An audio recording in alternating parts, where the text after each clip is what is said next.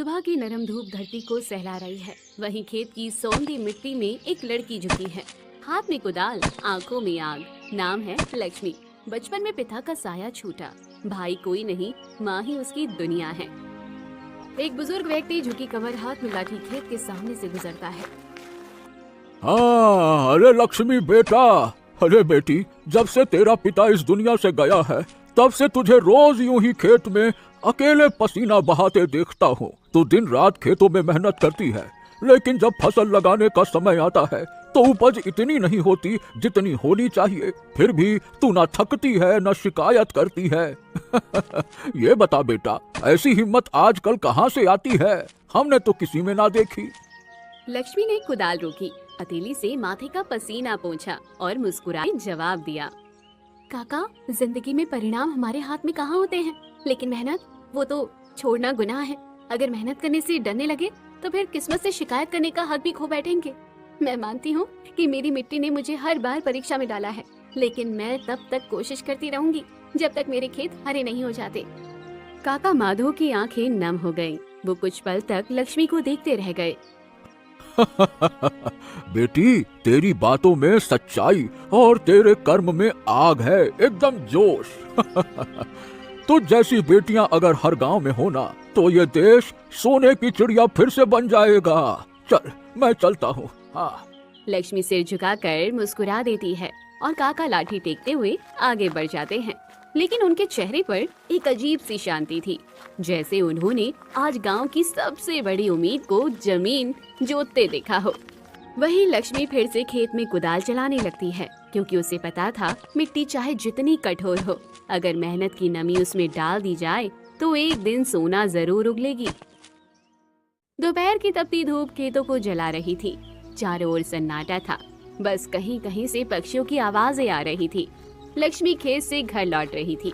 उसका दुपट्टा पसीने से भीग चुका था और पैरों में धूल जमी हुई थी, पर उसके चेहरे पर अभी भी मुस्कान है। छोटे से मिट्टी के घर के बाहर पहुंचते ही उसकी नजर खाट पर लेटी माँ पर गई। माँ की आंखें रास्ते पर ही टिकी थी, जैसे उसी का इंतजार कर रही हो। आ गई बेटी, तेरा ही इंतजार कर रही थी। घर में एक भी सूखी लकड़ी नहीं बची है, चूल्हा कैसे जलेगा?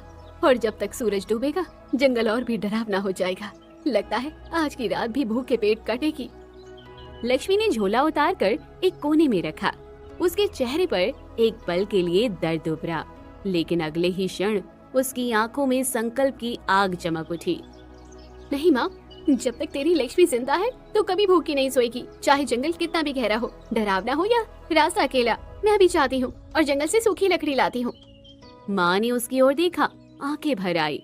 वो जानती थी ये सिर्फ उसकी बेटी नहीं, उसका सहारा, उसकी ताकत और उसका गर्व है।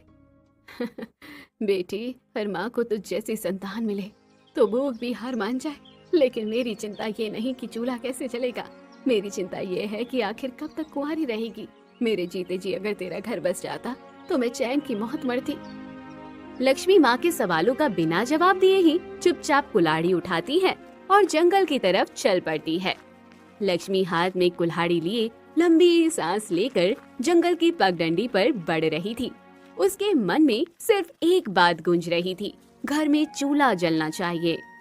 वो एक पुराने सूखे पेड़ के पास पहुंची, जहां अक्सर सूखी डालियां मिल जाती थी। जैसे ही उसने एक कुल्हाड़ी उठाई, एक शांत आवाज हवा को चीरती हुई उसके कानों में पड़ी। लक्ष्मी, मैं सुबह से तुम्हारा यही इंतजार कर रहा था। लक्ष्मी चौंकी, कुल्हाड़ी नीचे कर पीछे मुड़ी।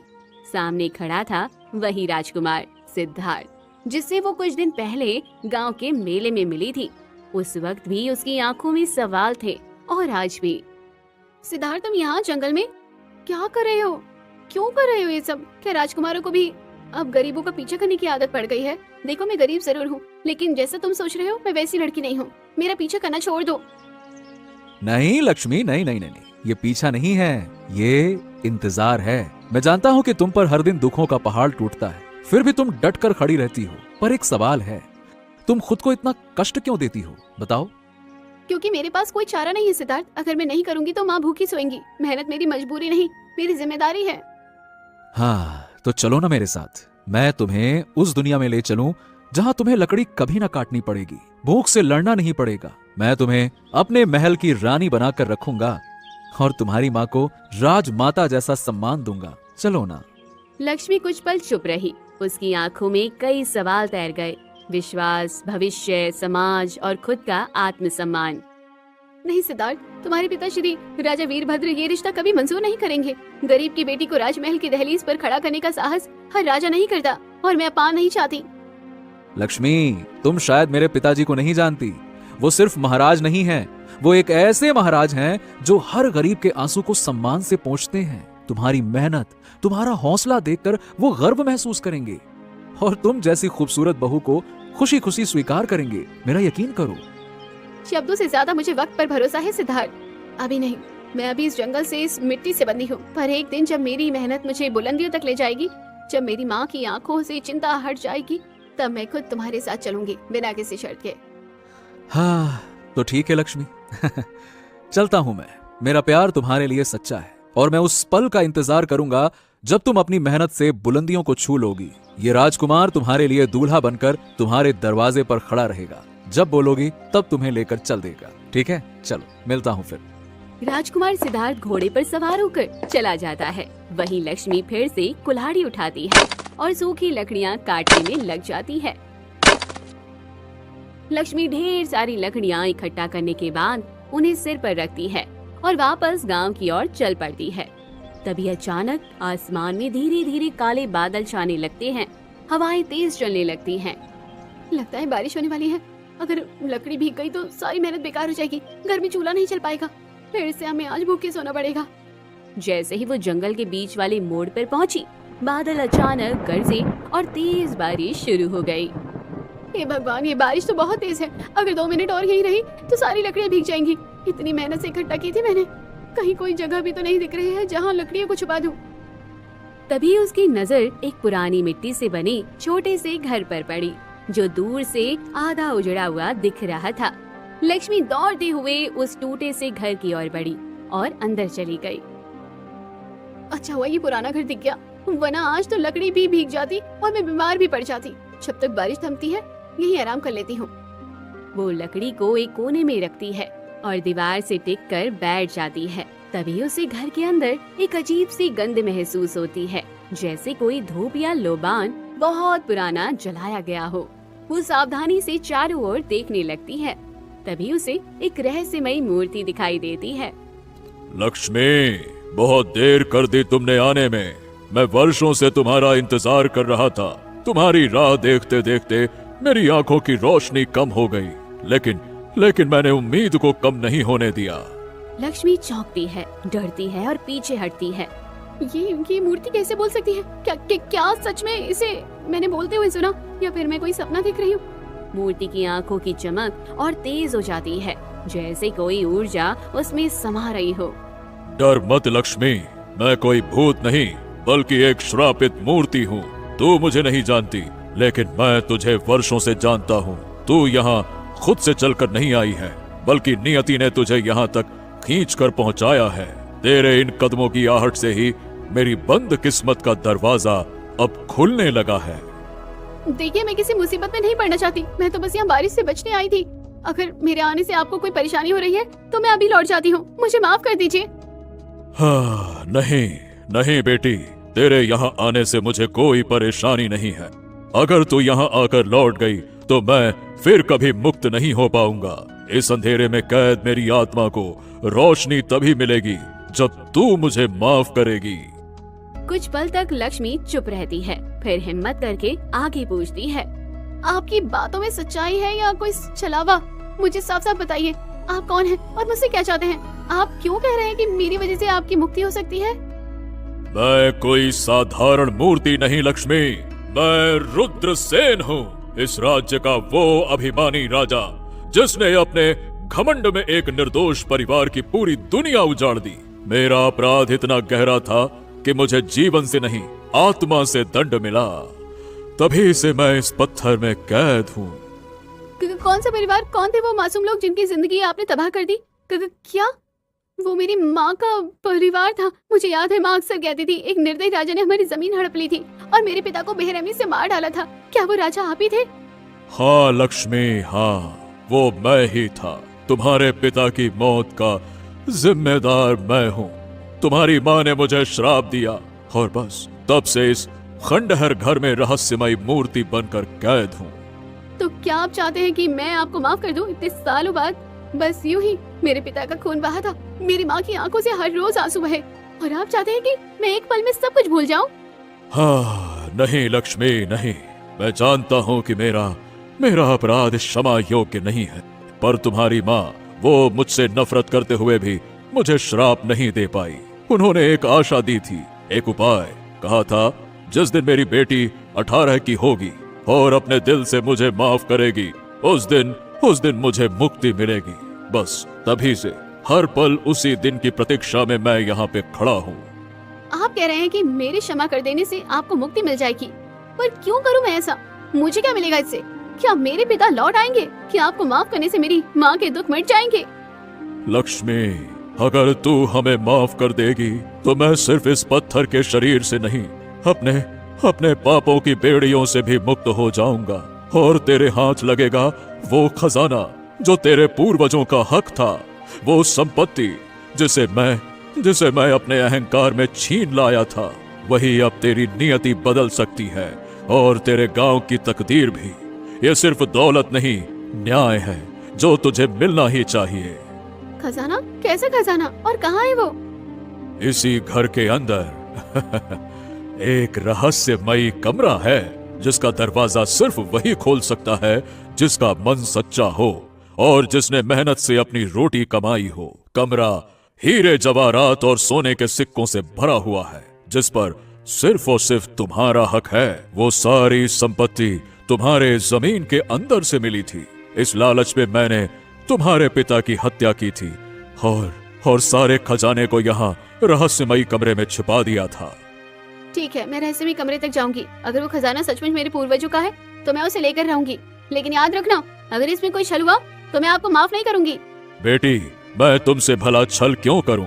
जब मैंने तुम्हारे पिता के साथ छल किया तो उसका दंड आज तक भोग रहा हूँ, और तब से मेरी आत्मा इस पत्थर में कैद है। बेटी, ये खजाना तुम्हारा अधिकार है और मेरे पापों का प्रायश्चित है। लेकिन बेटी, बस एक बात का ध्यान रखना, रहस्यमयी खजाने वाले कमरे में जाते समय लोभ मत करना और ना इस रहस्य को किसी से बताना, वरना तुम सब कुछ खो दोगी और फिर से वही गरीबी फिर लौट आएगी। ठीक है, मैं चलूंगी उस रहस्यमयी कमरे तक। अगर ये सब सच निकला तो मैं आपको क्षमा कर दूंगी और अपने हक का धन लेकर अपनी माँ की जिंदगी बदलूंगी। बेटी, अब वक्त आ गया है। यहाँ से ठीक 40 कदम आगे दाईं ओर एक पुराना दरवाजा मिलेगा। वही है जो रहस्यमयी कमरा है, जहाँ तेरा हक, तेरा भविष्य और मेरी मुक्ति छिपी है। अब तुम्हें खुद आगे बढ़ना होगा। मैं यहीं उस पल का इंतजार करूंगा जब तू लौटेगी और इस श्राप से मुझे मुक्ति मिलेगी।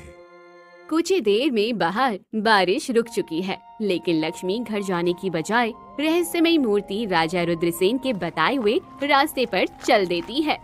हर कदम पर डर है, पर अब पीछे हटने का सवाल ही नहीं। अगर ये सब सच निकला तो मैं न सिर्फ अपनी माँ की जिंदगी बल्कि अपने पूरे गांव की तकदीर बदल दूंगी। कुछ देर चलने के बाद उसे एक टूटा हुआ दरवाजा मिलता है जो पिछले कई वर्षों से खुला हुआ नहीं था। उस पर धूल जम चुकी थी। लक्ष्मी ने धूल को हटाते हुए पूरी ताकत लगाकर दरवाजे को खोलने की कोशिश की, लेकिन दरवाजा नहीं खुला। दरवाजे पर ना तो ताला लगा है और ना ही दरवाजा इतना मजबूत है, फिर भी खुल नहीं रहा। शायद ये दरवाजा भरोसे से खुलता है या फिर किसी अनमोल शब्द से खुलता हो जो दिल से निकलती हो और आत्मा तक पहुंचती हो। वो आंखें बंद करके हाथ जोड़ती है और कहती है, अगर ये सचमुच मेरे पूर्वजों की मेहनत का फल है तो मैं इसे सिर्फ अपने लिए नहीं सबके लिए इस्तेमाल करूंगी। मेरे इरादे साफ है, मन सच्चा है, दरवाजा खोलो। अचानक रोशनी फैलती है और दरवाजा खुल जाता है और लक्ष्मी कमरे में अंदर चली जाती है। कमरे के अंदर उसे कई कक्षे दिखते हैं जिनमें स्वर्ण मुद्राएं, रत्न और अनमोल वस्तुएं रखी हैं। ये सिर्फ धन नहीं, ये विश्वास की परीक्षा है। मैं सिर्फ उतना लूंगी जितना माँ और मेरी जिंदगी को ठीक करने के लिए जरूरी है। वो पोटली में कुछ गहने और मुद्रा भरती है और बाहर निकल जाती है। जैसे ही वो बाहर आती है, दरवाजा फिर से बंद हो जाता है और लक्ष्मी वो खजाने की पोटली लिए रहस्यमयी मूर्ति के पास जाती है।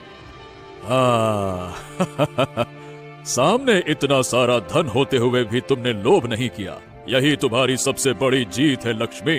तुमने इस धन को अपना कर मुझे सिर्फ माफ नहीं किया बल्कि मोक्ष का रास्ता दिया है। अब मैं इस श्राप से मुक्त होकर सच्ची शांति की ओर जा सकता हूँ। हाँ। रहस्यमय मूर्ति की आंखों से आंसू निकलते हैं। उनका शरीर धीरे धीरे प्रकाश में बदलने लगता है और वो प्रकाश में विलीन हो जाते हैं। राजा रुद्रसेन, आपकी गलती बहुत बड़ी थी, लेकिन आपका पछतावा उससे भी बड़ा निकला। मैंने आपको दिल से माफ किया। आप जहाँ भी जाइए शांति और सुकून आपके साथ हो। रात के 7 बज चुके हैं। जैसे ही वो घर के सामने पहुँचती है, उसकी माँ दरवाजे पर बैठी उसकी राह देख रही होती है। लक्ष्मी, तू आ गई? कहाँ रह गई थी बेटी? मैं दरवाजे पर बैठी न जाने कितनी बार तेरा रास्ता देखती रही। दिल घबरा रहा था कहीं कुछ अनहोनी ना हो गई हो। तू ठीक तो है ना? माँ, मैं ठीक हूँ। रास्ते में बारिश आ गई थी और फिर कुछ ऐसा हुआ जो मैं सोच भी नहीं सकती थी। पर तू चिंता मत कर, अब हमारी सारी मुश्किलें खत्म हो जाएंगी। तभी लक्ष्मी की माँ की नजर उसके हाथ में पकड़ी पोटली पर जाती है। बेटी, इस पोटली में क्या है? तू आज इतनी अलग क्यों लग रही है? आखिर तुम्हें ऐसा क्या मिल गया जो इतनी तू खुश है नजर आ रही है? माँ, ये पोटली अब हमारी भूख, दर्द और बेबसी का अंत है। इसमें है सोने के सिक्के, हीरे जवाहरात और वो सब कुछ जिससे अब तुझे कभी इलाज के लिए सोचने की जरूरत नहीं पड़ेगी। अब हमारे सपने अधूरे नहीं पूरे होंगे। बेटी, ये दौलत कहीं गलत हाथों से तो नहीं लाई तूने कोई ऐसा रास्ता तो नहीं चुन लिया जो तुझे पछतावे में डाल दे? कहीं किसी का हक तो नहीं छीन लिया तूने? माँ, मुझ पर भरोसा रख। मैंने कोई चोरी नहीं की, कोई झूठ नहीं बोला, कोई पाप नहीं किया। ये दौलत मेरी मेहनत और नियति की देन है। लेकिन अगर मैं इसका सच बता दूं तो सब कुछ खो दूंगी। तो ये कोई रहस्य है, कोई ऐसा राज जो तू बताना नहीं चाहती? हाँ माँ, ये राज अगर खुल गया तो ये दौलत, ये सुकून सब चला जाएगा। ये कोई आम दौलत नहीं है, ये हमारे पूर्वजों की मेहनत और बलिदान का फल है। और इसके साथ एक शर्त जुड़ी है, चुप्पी की। माँ कुछ नहीं कहती, उसकी आंखों से आंसू बहते हैं, पर इस बार वो आंसू डर या दुख के नहीं, विश्वास और गर्व के हैं। लक्ष्मी की आंखें भी नम हैं, लेकिन उनमें आत्मविश्वास है। अगले कुछ दिनों में लक्ष्मी सबसे पहले अपने टूटे हुए घर की मरम्मत करवाती है। गांव के लोग हैरान होकर देखते हैं कि लक्ष्मी के घर में अब रोशनी भी है और खुशहाली भी। अरे बहन, कुछ तो गड़बड़ है। लक्ष्मी के टूटे घर में इतनी जल्दी चमक कहाँ से आ गई? लगता है जंगल में उसे कोई खजाना मिल गया है, वरना यूं रातों रात किसी की किस्मत पलटती है क्या? लक्ष्मी अगर अमीर हो भी गई तो इसमें चौंकाने वाली बात क्या है? लक्ष्मी तो बचपन से ही मेहनती थी, बस भगवान ने आज उसकी सुन ली और उसे वो सब कुछ दे दिया जिस पर उसका हक था। गांव में सब कुछ बदल चुका था। अब सिर्फ एक मेहनती लड़की नहीं, एक मिसाल बन चुकी थी। पर उसके दिल में कहीं न कहीं राजकुमार सिद्धार्थ की याद अब भी धड़कती थी। एक सुबह गांव में हलचल होती है। दूर से घोड़ों की टाप सुनाई देती है। लक्ष्मी अपने घर के आंगन में खड़ी हुई होती है। दूर से सिद्धार्थ घोड़े से उतरकर उसके पास आता है। उसके पीछे राजा वीरभद्र और रानी भी है।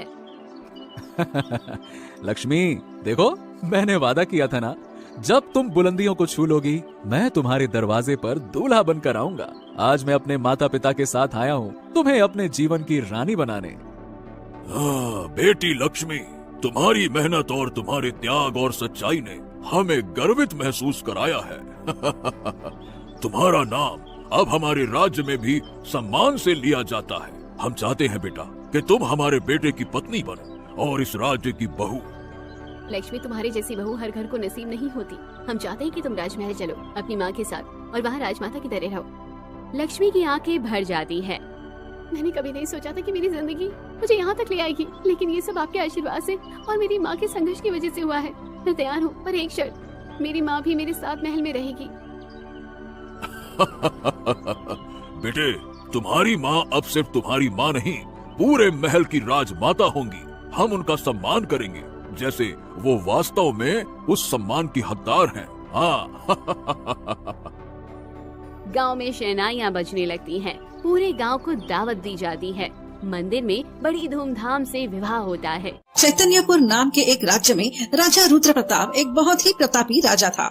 वह हमेशा प्रजा के हित के लिए काम करता था। उसके दरवाजे पर किसी भी तरह की आस लेकर आने वाला व्यक्ति कभी भी निराश होकर नहीं लौटता था। राजा रुद्र प्रताप हमेशा ऐसे ही लोगों की सहायता करता था। आसपास के राज्य में राजा की खूब प्रशंसा होती थी।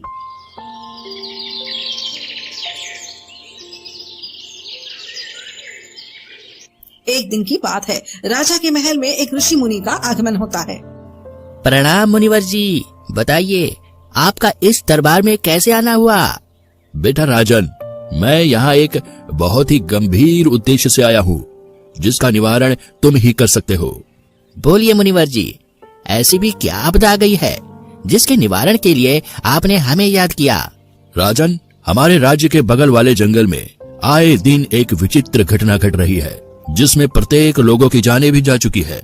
लोगों के प्रति सुनने में यह आया है, उस जंगल में एक मायावी राक्षसी का वास हो चुका है, जिससे वहाँ के ऋषियों तथा लोगों के मन में एक भय सा बना रहता है।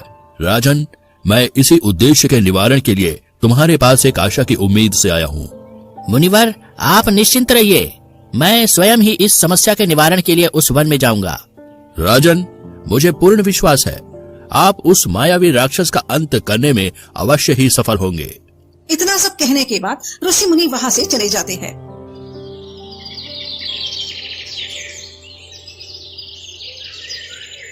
अगले दिन राजा रुद्र प्रताप अपने घोड़े पर सवार होकर उस वन की ओर चल पड़ते हैं। तभी कुछ दूर जाने पर एक स्त्री की रोने की आवाज सुनाई पड़ती है।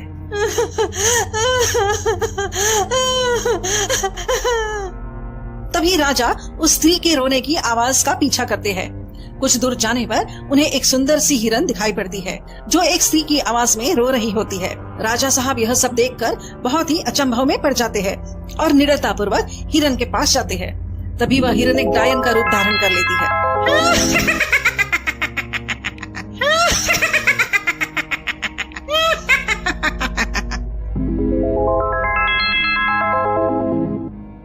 कुछ दिन बाद इधर दरबार में रुद्र प्रताप के पुत्र राजकुमार अर्जुन को पता चलता है कि उनके पिता जंगल में एक मायावी राक्षस के आतंक का अंत करने के लिए जंगल की ओर गए थे और तभी से वह दरबार में वापस लौटकर नहीं आए।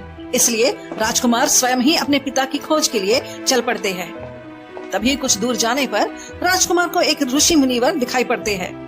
तभी राजकुमार उस मुनिवर के पास जाते हैं। प्रणाम गुरुदेव। गुरुदेव, मेरी मदद कीजिए। क्या हुआ पुत्र? गुरुदेव, कई दिनों से मेरे पिता इसी जंगल में एक मायावी राक्षस के आतंक का अंत करने के लिए आए थे, परंतु गुरुदेव तभी से उनका कोई अता पता नहीं है। कृपया मेरी मदद कीजिए गुरुदेव। बेटा, तुम चिंता मत करो, मैं तुम्हारी एक मदद कर सकता हूँ। बेटा, मेरी बातों को ध्यान पूर्वक सुनो। तुम इस मार्ग से सीधा चले जाना। कुछ दूर जाने पर तुम्हें एक वृक्ष पर बूढ़ा गिद्ध दिखाई पड़ेगा। उसके द्वारा पूछे गए प्रश्नों का अगर तुम सही सही उत्तर दे देते हो तो वो तुम्हारी अवश्य कोई ना कोई मदद जरूर करेगा। ठीक है गुरुदेव, आपका बहुत बहुत धन्यवाद। उसके बाद राजकुमार ऋषि मुनिवर की बातों का ध्यान रखते हुए वहाँ से चल पड़ता है।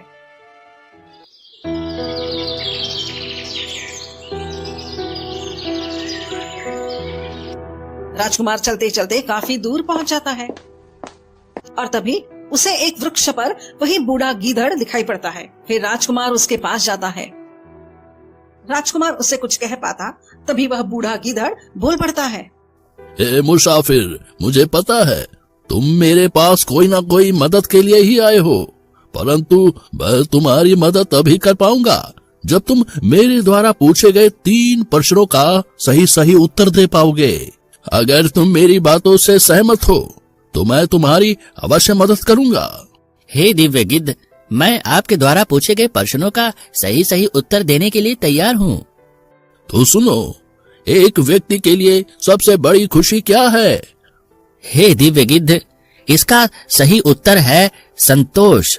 जैसे एक गरीब व्यक्ति अपने एक छोटे से ग्रह में अपने परिवार के साथ अपने मन को संतुष्ट करके और अधिक चीजों की लालसा ना रखते हुए अपना जीवन व्यतीत करता है, उस व्यक्ति के लिए सबसे बड़ी खुशी और कुछ नहीं हो सकती। क्या कहते हो दिव्य गिद्ध, क्या मेरा उत्तर सही है?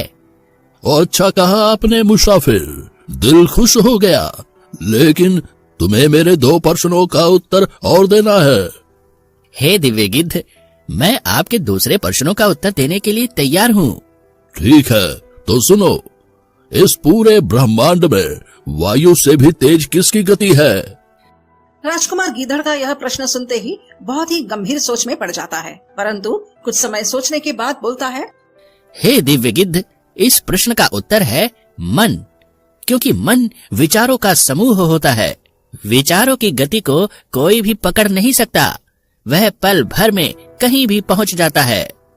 हे मुसाफिर, तुमने मेरे दूसरे प्रश्नों का भी उत्तर बिल्कुल सही दिया है। मुसाफिर, अब मेरा आखिरी प्रश्न यह है कि पृथ्वी पर सबसे महत्वपूर्ण क्या है? यदि तुम मेरे इस आखिरी प्रश्न का सही उत्तर दे देते हो तो मैं तुम्हारी अवश्य मदद करने के लिए तैयार हूँ।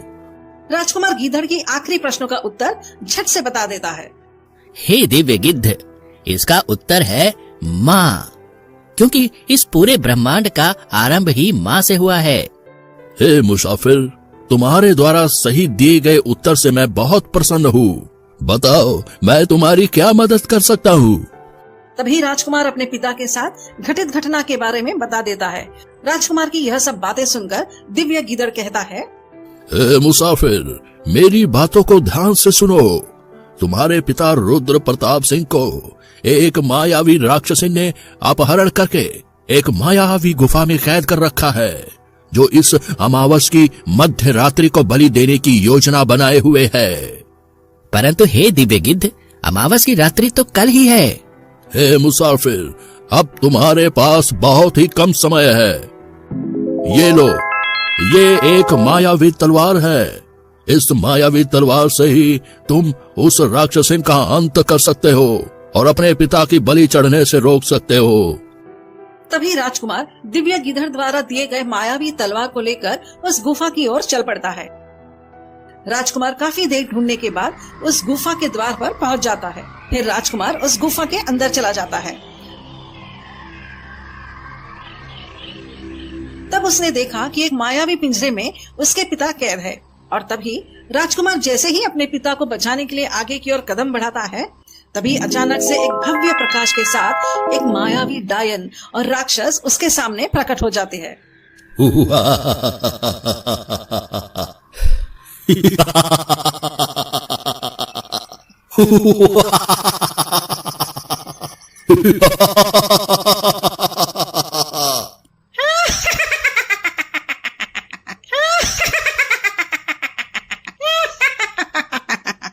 तभी राजकुमार साहस दिखाते हुए गीदड़ द्वारा दिए गए तलवार से उन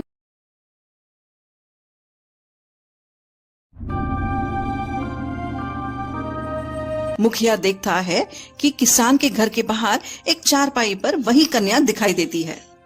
जैसा गुरुदेव ने बताया था, यह वही कन्या है और अभी यह बिल्कुल अकेली है। मैं अपने पुत्र का भाग्य बदल कर ही रहूंगा, अब चाहे वो न्याय से हो या फिर अन्याय से। ऐसा कहकर मुखिया उस कन्या को अपनी गोद में उठाकर वहां से चुपचाप चला जाता है। कुछ देर बाद मुखिया उस कन्या को गंगा नदी में बहा देता है।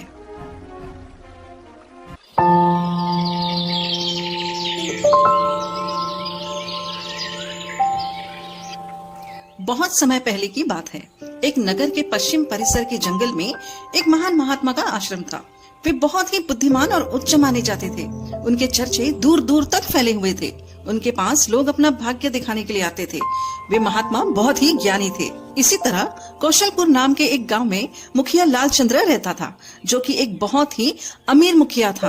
लालचंद्र के पास रहने के लिए एक आलीशान घर था, जिसमें वो और उसकी पत्नी सुमन रहा करते थे।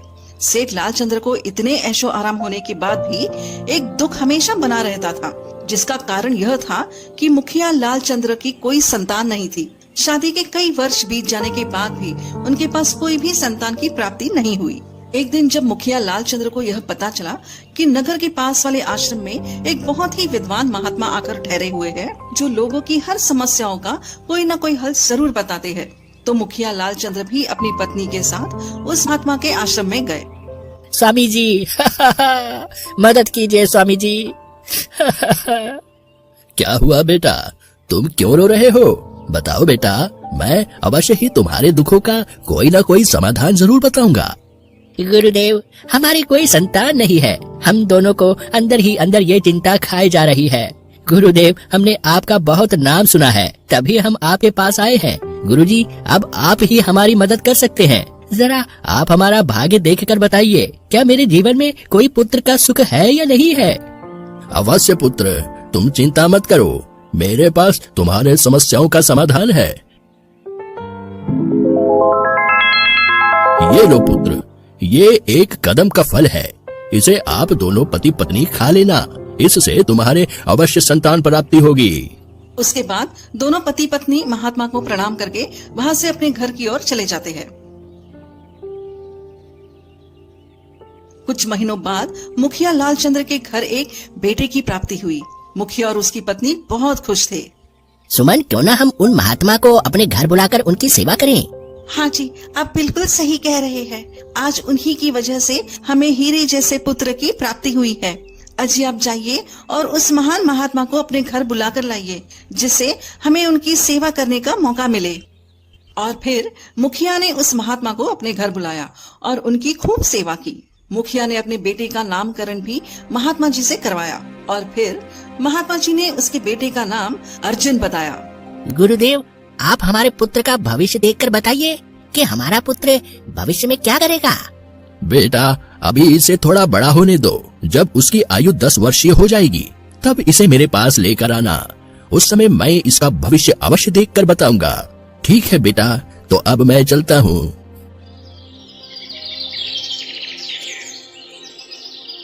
धीरे धीरे समय गुजरता गया। मुखिया का पुत्र अर्जुन अब 10 वर्षीय हो चुका था।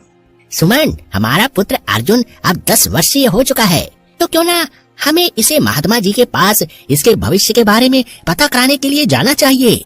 हाँ जी, आप बिल्कुल सही कह रहे हैं। हमें अपने पुत्र अर्जुन को स्वामी महात्मा जी के पास ले चलना चाहिए। आखिर हमें भी तो पता चले कि हमारा पुत्र आगे चलकर अपने जीवन में क्या करेगा। तभी मुखिया जी अपनी पत्नी और बेटे के साथ उन महात्मा जी के आश्रम में जाते हैं। पिताजी, यहाँ पर ये सब लोग इतना भीड़ लगाकर क्या कर रहे हैं? पिताजी, आप मुझे कहाँ पर लेकर आए हैं? बोलिए पिताजी। बेटा, ये महात्मा जी बहुत ही दिव्य, ज्ञानी और शक्तिशाली हैं। ये लोगों के भविष्य के बारे में बताते हैं कि उनके जीवन में क्या क्या होने वाला है। बेटा, बस ये सब लोग अपने अपने भविष्य के बारे में जानने के लिए ही भीड़ लगाकर खड़े हैं। मुखिया का बेटा अर्जुन यह सब बात सुनकर उस महात्मा जी के पास जाता है। प्रणाम गुरुदेव।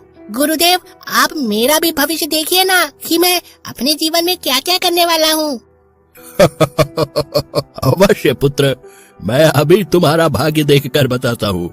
उसके बाद महात्मा अर्जुन के भविष्य के बारे में ध्यान लगाते हैं।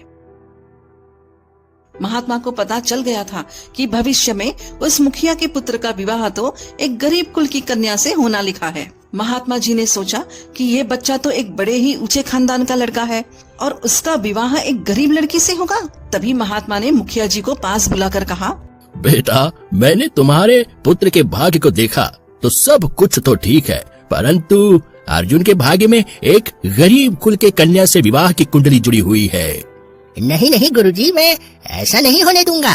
मेरे पूरे नगर में मुझसे बड़ा धनवान व्यक्ति कोई नहीं है, और अगर ऐसे में मैंने अपने पुत्र का विवाह एक गरीब कुल की लड़की से करा दिया तो नगर के लोग मेरे बारे क्या सोचेंगे कि एक ऊंचे खानदान के मुखिया का पुत्र का विवाह एक गरीब कुल की लड़की से हो गया। गुरुदेव, इस तरह तो मेरी इज्जत मिट्टी में मिल जाएगी। गुरुदेव, मैं ऐसा हरगिज नहीं होने दूंगा। गुरुदेव, कोई तो समाधान निकालिए। ठीक है बेटा, मैं अर्जुन के बारे में और गहराई से देखता हूँ। महात्मा अर्जुन के बारे में और गहराई से देखते हैं।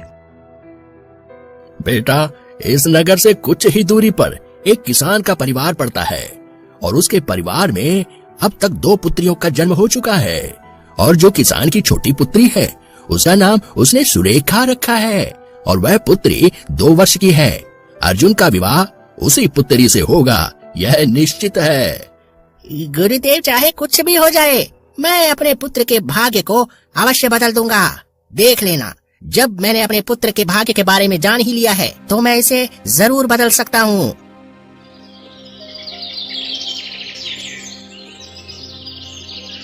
अगले दिन मुखिया लालचंद्र अपने पुत्र अर्जुन के भाग्य को बदलने के लिए चल पड़ता है। मुखिया चलते चलते उस किसान के घर पर पहुंच जाता है। मुखिया देखता है कि किसान के घर के बाहर एक चारपाई पर वही कन्या दिखाई देती है। जैसा गुरुदेव ने बताया था यह वही कन्या है और अभी यह बिल्कुल अकेली है। मैं अपने पुत्र का भाग्य बदल कर ही रहूंगा, अब चाहे वो न्याय से हो या फिर अन्याय से। ऐसा कहकर मुखिया उस कन्या को अपनी गोद में उठाकर वहाँ से चुपचाप चला जाता है। कुछ देर बाद मुखिया उस कन्या को गंगा नदी में बहा देता है। हाँ, अब मैं बिल्कुल निश्चिंत होकर जी सकता हूँ। मैं भी देखता हूँ मेरी पुत्री का विवाह एक गरीब कुल की कन्या से कैसे होता है। निश्चिंत होकर मुखिया घर वापस लौट जाता है।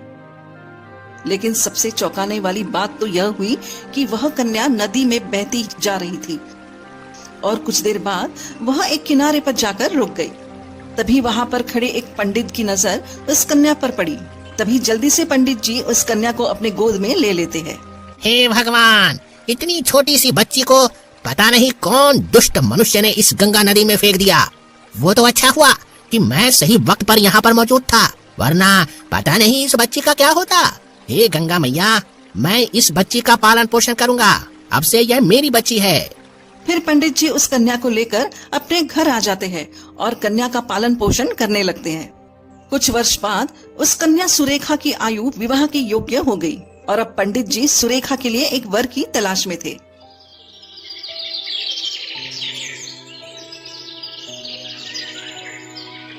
इसी तरह एक दिन पंडित जी चलते चलते उस नगर में जा पहुँचे जहाँ मुखिया लालचंद्र रहता था। क्यों भाई, तुम्हारे नगर में विवाह के योग्य कोई अच्छा वर है? उस व्यक्ति ने बताया लालचंद्र के बेटे अर्जुन के बारे में, जो किसी सुशील कन्या के खोज में था। तभी पंडित जी मुखिया के घर की ओर चल पड़ता है।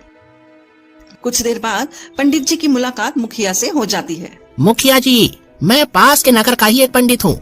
मैंने सुना है आप अपने पुत्र के लिए किसी सुशील कन्या की खोज में हैं। मेरी पुत्री जो कि विवाह के योग्य है, वह बहुत ही गुणवंती व सुशील है। मेरी पुत्री जो कि विवाह के योग्य है, क्या आप अपने पुत्र का विवाह मेरी पुत्री से करना पसंद करेंगे? मुखिया को जब ये पता चला कि एक उच्च पंडित स्वयं अपनी पुत्री के लिए रिश्ता लेकर आया है, तो मुखिया लालचंद्र अंदर ही अंदर बहुत प्रसन्न हुआ। हाँ पंडित जी, ये तो मेरा सौभाग्य है जो मेरे पुत्र का विवाह एक उच्च पंडित की पुत्री से होगा। मैं बिल्कुल तैयार हूँ पंडित जी। आप जल्दी से विवाह की कुंडली देख लीजिए, जिससे सही वक्त पर विवाह की तैयारी हो सके। कुछ दिन बाद बड़ी ही धूमधाम से पंडित की बेटी, जिसका नाम सुरेखा था, उसका विवाह अर्जुन से हो गया। अब सेठ मन ही मन में सोचने लगा था, आखिरकार मैंने अपने पुत्र का भाग्य बदल ही दिया। जो उन महात्मा ने कहा था, मैंने उनकी बात को पलट दिया है।